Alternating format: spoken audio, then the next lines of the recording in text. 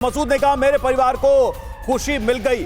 मसूद ने कहा मरने वाले जन्नत चले गए। देखिए मसूद अजहर का बयान सामने आ रहा है। मसूद ने कहा दुख इतना कि बताना मुश्किल, ये भी कह रहा है वो। मसूद ने भारत पर बड़े हमले की धमकी भी दी है। तो देखिए बाज नहीं आया, रस्सी जल गई पर बल नहीं गया।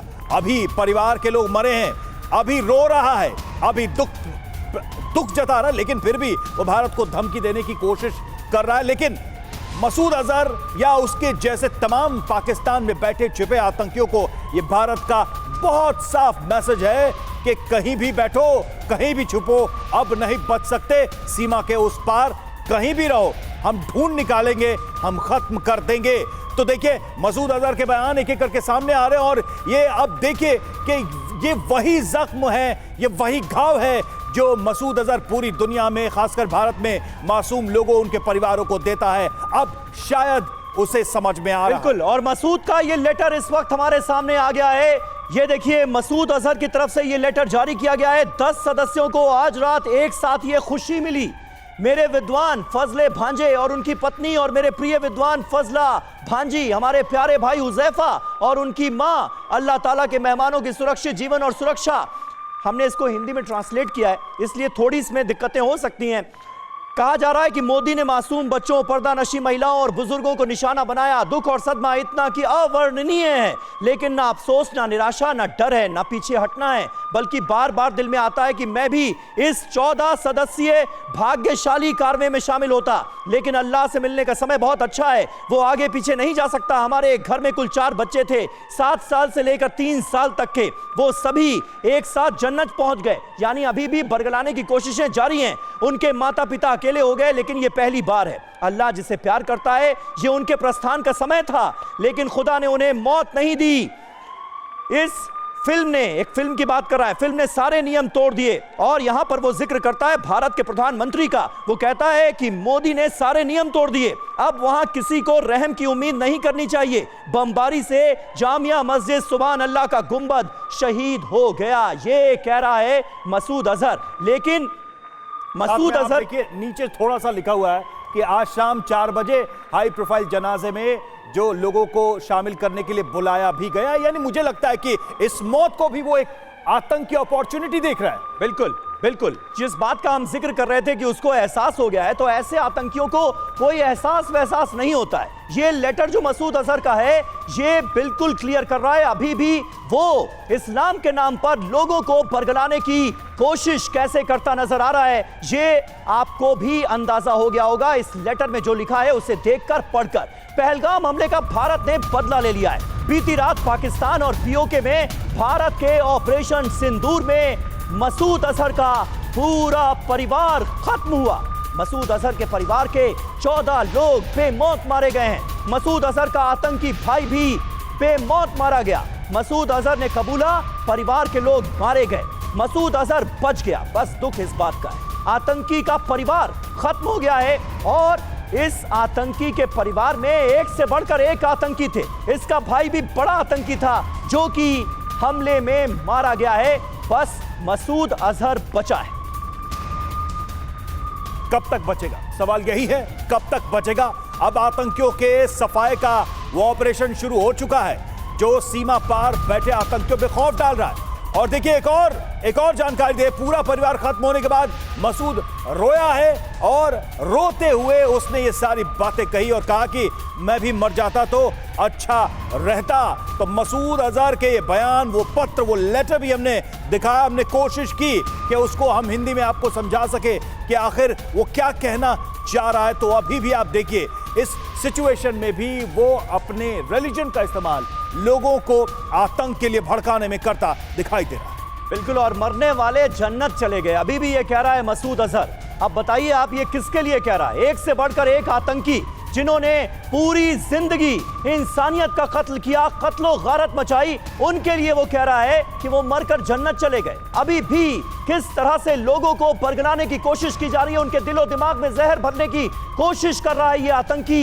ये आप देखिए समीर, ऐसे बयानों से ये भी समझना चाहिए, मुझे लगता है पाकिस्तान के लोगों को जरा इसको ध्यान से देखना चाहिए। वो क्या कह रहा है? ऐसे लोगों का किसी भी इंसानियत, किसी भी मानवता में कोई भरोसा नहीं। आप देखिए कि परिवार खत्म हुआ है और फिर भी वो क्या बातें कर रहा है, वो किस तरह के बयान दे रहा है। जिसको अपने परिवार को लेकर ऐसी बातें कहने में दिक्कत नहीं है, उसकी नजर में कोई इंसान, कोई मानवता, कोई धर्म, उसकी कोई वैल्यू नहीं है। आतंकी ने अपने आतंक के जहन को, अपनी सोच समझ को एक बार फिर से दिखाया है। बिल्कुल, और ये 3 बड़ी खबरें इस वक्त आपके सामने हैं। मसूद अजहर का पूरा परिवार खत्म हुआ। TV9 भारतवर्ष ने आज सुबह तड़के तकरीबन 4-4:30 बजे आपको यह बताया था कि स्ट्राइक तो हो गई है, भारत का हमला हो गया है, आतंकी ठिकानों को नेस्तनाबूद कर दिया गया है, लेकिन मसूद अजहर के बारे में बड़ी खबर आने वाली है। वो बड़ी खबर इस वक्त आपके सामने इन 3 ब्रेकिंग न्यूज के जरिए आपके सामने है। और पहली बड़ी खबर, मसूद अजहर का पूरा परिवार खत्म।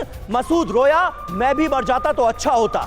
मसूद ने भारत पर बड़े हमले की धमकी भी दी है तो आतंकी, मानेगा नहीं, ये भी कहीं ना कहीं वो बताता हुआ नजर आ रहा है। और हमारे साथ इस वक्त मेजर जनरल संजय मेस्टन हमें ज्वाइन कर रहे हैं TV9 भारतवर्ष के स्टूडियो में। मेस्टन साहब, पहला रिएक्शन आपका। मसूद अजहर फूट फूट कर रो रहा है क्योंकि उसके परिवार के 14 लोग बेमौत मारे गए हैं। उसके बावजूद भी प्रोपेगेंडा जारी है, लोगों को भड़काने का सिलसिला जारी है। लेकिन ऑपरेशन सिंदूर पर आपका पहला रिएक्शन। समीर, जो ये ऑपरेशन सिंदूर हमने किया है, भारत का एक नेशनल रिजॉल्व दिखाता है, प्राइम मिनिस्टर की लीडरशिप दिखाता है और इंडियन आर्म फोर्सेस की प्रोफेशनलिज्म और देश की यूनिटी, ये सारी चीज़ें हैं। और हमारा जो इरादा था बहुत क्लियर था, पाकिस्तान की टेररिज्म को ख़त्म करना। भारत में अभी हम बिल्कुल टेररिस्ट को एक्सेप्ट नहीं करने देंगे, तो इसीलिए हमारा बहुत इरादा क्लियर है, स्ट्रैटेजी बहुत क्लियर है। सारे टेररिस्ट कैंप को स्ट्राइक करो, इनकी इंफ्रास्ट्रक्चर, इनके जो लॉन्च पैड्स हैं, सब कुछ डिस्ट्रॉय करो, और वो किया है। और आपने देखा हमारी इंडियन आर्म फोर्सेस ने कितना प्रिसीजन ओरिएंटेड अटैक किया है। कोई कोलेट्रल डैमेज नहीं हुआ है, कोई सिविलियन के इलाके में कुछ नहीं हुआ है। जितने चित्र वीडियोस हम देख रहे हैं, पिन पॉइंटेड टारगेटिंग थी। दूसरा, हमने अभी तक पाकिस्तान आर्मी पे अटैक नहीं किया है। आज पाकिस्तान आर्मी इसके बाद अगर कोशिश करता है कि भारत के साथ पंगा लेने की, तो उसको पता है फिर तो भारत, इंडियन आर्म फोर्सेस और हमारी पॉलिटिकल विल और रिजॉल्व बहुत क्लियर है। फिर तो नो होल्ड्स नो बार भारत वो करके दिखाएगा जो आज तक पाकिस्तान ने सपने में भी नहीं सोचा होगा। ये प्राइम मिनिस्टर का स्टेटमेंट भी है। तो अभी वो क्या एस्केलेट करना चाहेंगे, नहीं करना चाहेंगे, सिंबॉलिकली वो कुछ तो करना चाहेंगे, लेकिन उनको ये भी पता है कि उसका परिणाम भारत का इतना सख्त होगा, इतना सख्त कि फिर। और देखिए सर, अभी अगर इस चीज को हम रक्षा मंत्री जो पाकिस्तान के उनके बयान से जोड़े, तो वो कह रहे हैं कि अगर भारत ने आगे एक्शन नहीं किया तो हम कोई स्ट्राइक नहीं करेंगे। वो ऐसे आतंकियों को तो नियंत्रित करें, कंट्रोल करें। अब तो उनकी पहली जिम्मेदारी यही बनती है, अगर अपने देश को, अपनी जमीन को बचाना है भारत के इस एक्शन से, भारत की ऐसी कार्रवाई से, तो पहली जरूरी चीज यही है पाकिस्तान के हुक्मरानों के लिए कि इन आतंकियों का खात्मा वो खुद हाथों से कर दें अपने, नहीं तो हमारे हाथ खुले हैं, अब कहीं भी ढूंढ के हम मार सकते हैं उनको। और देखिए, मसूद अजहर को लेकर जो उसके गुनाह हैं वो भी हम आपको गिना रहे हैं, क्योंकि ये याद करना बहुत जरूरी है, ये आदमी कितना खतरनाक है, ये दुनिया के लिए कितना बड़ा जहर है, भारत के लिए कितना बड़ा ये आतंकी है, ये भी समझिए। 1999 कंधार हाईजैक के बाद इसने भारत छोड़ा था और तब से लगातार भारत के खिलाफ टेरर कैंप चला रहा। 1999 कंधार हाईजैक के बाद से देखिए क्या क्या हुआ।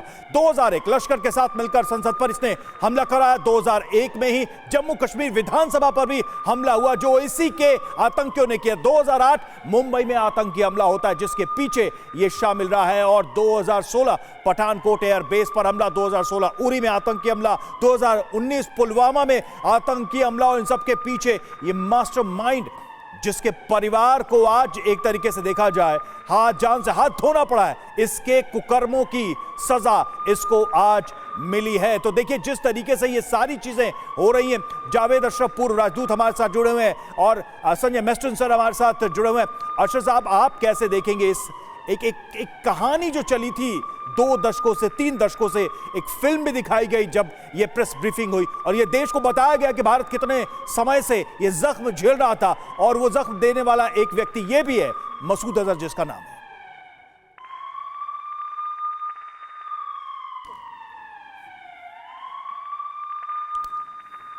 मैस्टर सर, आप इस पे कुछ कहना चाहेंगे? सॉरी, आपने क्या पूछा? आपसे ये जो हमने कुंडली दिखाई और ये जो जख्म हमने दिखाया, ब्रीफिंग में हमने ये भी देखा कि सेना ने भी ये बात बताई थी किस तरीके से एक लंबा सिलसिला चला आतंक का, लेकिन अब उसका खात्मा हुआ है। तो ये बहुत जरूरी था और इसके पाप का लगभग ये समझे कि क्या समझे कि ये अंत है, उसको मैसेज जा चुका है। देखिए, बिल्कुल साफ बात है, ये जो टेररिस्ट है ये वो है जो हमने कंधार में जाके छोड़ा था। तो ये उसके बाद से इसने मतलब पूरा ठान लिया था, चाहे पार्लियामेंट अटैक हो चाहे जितने भी अटैक्स हैं उसके बाद ये करवाता गया है। अब भारत ने बहुत क्लियर एक स्ट्रैटेजिक एम रखा था, इसको बर्बाद करना है।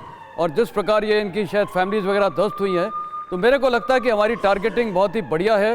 और भारत का जो रिजॉल्व है, जो इरादा है, उसमें अभी कोई, देखिए हर चीज़ फौज में इरादे से शुरू होती है, एंड स्टेट से, और वो हमने अभी ठान लिया है।